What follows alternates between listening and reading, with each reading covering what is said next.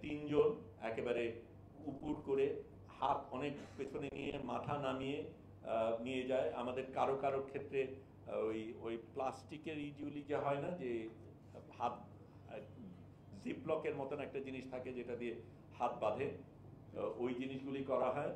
তারপরে আমার পাশে ইয়াসিন নামে একজন ইয়াসিন না আলী আলী নামে একজন ভদ্র ছিল, টুনিসিয়ান। তার ফিলিস্তিনি শার্ট পরা ছিল, তাকে শার্ট খুলতে বলা হয়, উনি এটা খুলবো না। তখন তার তার উপর চড়া হয়। তাকে সাহায্য করতে আদনান বলে একজন যায়, তার উপরে চড়া হয়। এবং তারপরে আমাদের মানে হাঁটু গেড়ে বসানো যেভাবে হয়, ওইটা আমার জন্য অন্তত বেশ কষ্টকর ছিল। আমার এমনিতেই একটু সমস্যা হয়, কিন্তু প্রায় 2 ঘন্টা আমরা উবু হয়ে মাথা নিচু করে ওইভাবে ছিলাম। এটা আমি নিশ্চিত না, আমি একজন আমাকে বলেছে, আমরা আমার দেখা নেই, তবে হতেও পারে, গন্ধ দিয়ে হতে পারে, বলা হয়েছিল ঘাটে যেই জায়গায় টার্নাকের উপর আমাদের বসানো হয় সেইখানে কি তারা গিয়ে পেশাব করেছিল, তারপরে আমাদের বসানো, ইসরায়েলিরা পেশাব করেছিল।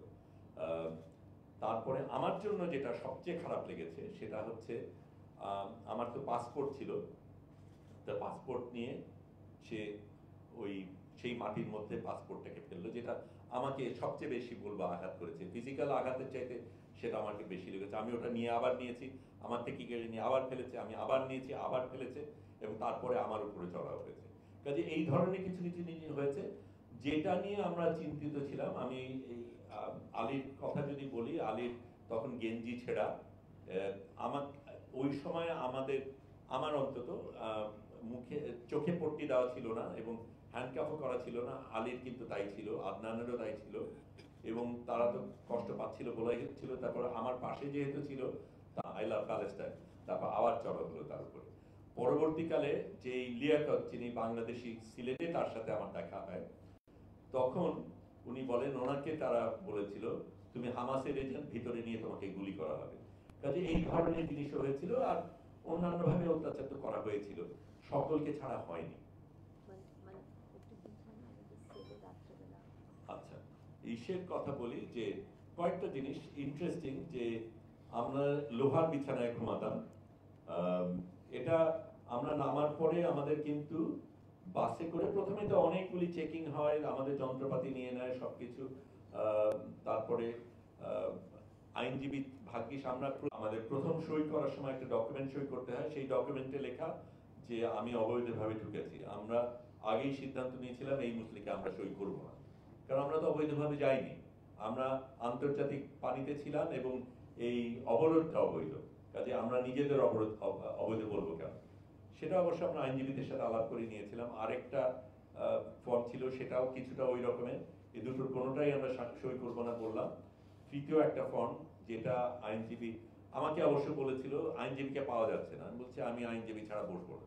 তারপর আইনজীবী আসলো, আমরা আগেই প্রস্তুত নিয়েছিলাম, আমরা ওই যে বললাম রাত জেগে সবার ছবি সবকিছু পাঠিয়ে দিয়েছিলাম, যে আইনজীবীরা সেভাবে এসেছিল। এবং আইনজীবী আমরা রেকমেন্ড করি সেটা হচ্ছে 72 ঘন্টার মধ্যে আমাকে যেন রিপোর্ট করা হয়, যাতে আমাকে জেলে না রাখা হয়, সেইটা আমি সই করি।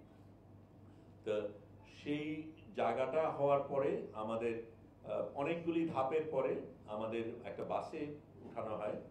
সেই বাসে এরকম আমরা একদম ঠাসাঠাসি 4 জন পাশে বসলে যেরকম হয়, ওইটার যদিও পট্টি দেওয়া ছিল, আমি ফাঁকতালে আমার এটাকেও একটু ম্যানেজ করে, পট্টিকেও ম্যানেজ করে আমি দেখতে পেরেছি যে কারা মানে কারা ছিল তা তো আর বোঝা যায়নি, কিন্তু 4 জন আছে, আকারটা ধরতে পেরেছি। এটা ছিল আনুমানিক 2 ফুট বাই 5 ফুট একটা 4 জন বসে লোহা ডিশের মধ্যে। প্রচন্ড ঠান্ডা, মানে এটা ফ্রিজারের মতন কোনো একটা কিছু। আমরা তো পাতলা গেঞ্জি পরা, কারণ আমাদের কাপড় সাপড় নিয়ে অন্য গেঞ্জি পরিয়েছে, তাদের দেওয়া গেঞ্জি পরিয়েছে, সেটাই পরা। কাজেই মানে এবং 2 ঘন্টার মতন আমরা যাত্রা করি। পরে আমরা জানতে পারি যে ওদের সবচাইতে মরুভূমির মাঝখানে একটা জেল আছে, সেইটাতে আমাদের রাখা হয়েছিল। তারপরে আমরা অবশ্য আগের সিদ্ধান্ত নিয়েছিলাম আমরা হাঙ্গার স্ট্রাইক করব, আমরা খাইনি, কিন্তু সকলের শরীর তো একই রকমের না, কারো কারো প্রয়োজন ছিল। এই 2.5 দিন আমরা যেখানে ওখানে ছিলাম, জেলে ছিলাম, সেই সময় 1 প্লেট খাবার দেওয়া হয়েছে, যারা খেয়েছে তাদের, আমরা খাইনি। আচ্ছা আচ্ছা, বিছানার ক্ষেত্রে যেটা, বিছানাটা লোহার ছিল এবং ওই বিছানায় একটু কাত হলেই বিকট একটা আওয়াজ হয়। লোহাগুলি এমন ভাবে করা, একটা স্প্রিং ধরনের একটা কিছু বলা যে পাট পাট পাট করে বন্দুকের গুলির আওয়াজের মতন হয়। কাজে আমরা, আমাদের সেলে 8 জনের জায়গা ছিল, আমরা ছিলাম 7 জন, এবং যেই যখন শুচ্ছে একটু ঘুরলেই পাটাক করে ওঠে। সারা রাত কিন্তু এই জিনিসটা হয়েছে। আমাদের বাথরুমের অবস্থা বললাম না, ওটা বাদ দিলাম, কিন্তু একটা মজার জিনিস, অন্যান্য জিনিস বলি কিন্তু আমাদের উল্টা যেটা করেছি সেটার কথা বলবো। আমি ছিলাম, এই লিয়াকত শাহ ছিলেন 1 নম্বর কক্ষে, আমি ছিলাম 12 নম্বর সেলে। 7 নম্বর সেলে যারা ছিল তারা একটা মজার কাজ শুরু করলো। ওর মধ্যে তারা, আপনারা ওই যে কি জানি গানটা, না লেবা প্যালেস্টিনা, ওই যে বিদ্রোহী গানটা বেলাচাও, বেলাচাও গানটা তো আপনারা জানেন।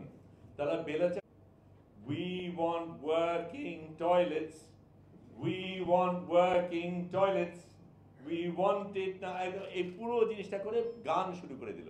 খানিকক্ষণ পরে আমাদের 20টা সেলের প্রত্যেকে আমরা গান শুরু করে দিলাম। এই উই ওয়ান্ট, তাদের টয়লেট ছিল না, খারাপ ছিল বা কিছু, এবং নালিশ করা হচ্ছে, কিছু করছে না। এই বেলাচায়ের গানে সুরে তারা এই গানটা রচনা করে গাওয়া শুরু করে দিল। তার একটা স্ট্র্যাটেজিক কারণও ছিল। ওই সময় অনেকগুলি দেশের যারা কনসাল জেনারেল তারা এসেছিল দেখা করার জন্য, এবং তাদের সাথে তো আমাদের যোগাযোগ করার কোনো উপায় নাই।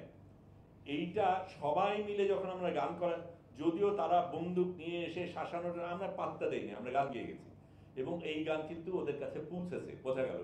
কারণ তারপরে তাদের ওই সেল থেকে আরেক সেলে সরানো হয়েছে। বাথরুম ঠিক করা হয়নি, কিন্তু সেল বদলানো হয়েছে। আরেকটা কি জানি ছিল বললি? ও আচ্ছা, অন্য যেটা, এটা আমি মনে করি আমরা তাদের যতটা ভয় পাই তাদের চেয়ে তারা আমাদের বেশি ভয় পায়।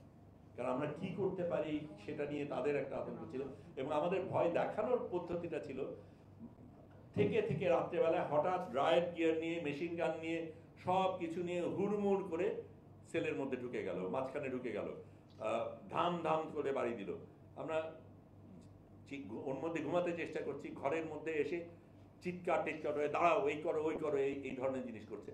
একদম একটা আতঙ্ক তৈরি করার মতন পরিস্থিতি। প্রশ্ন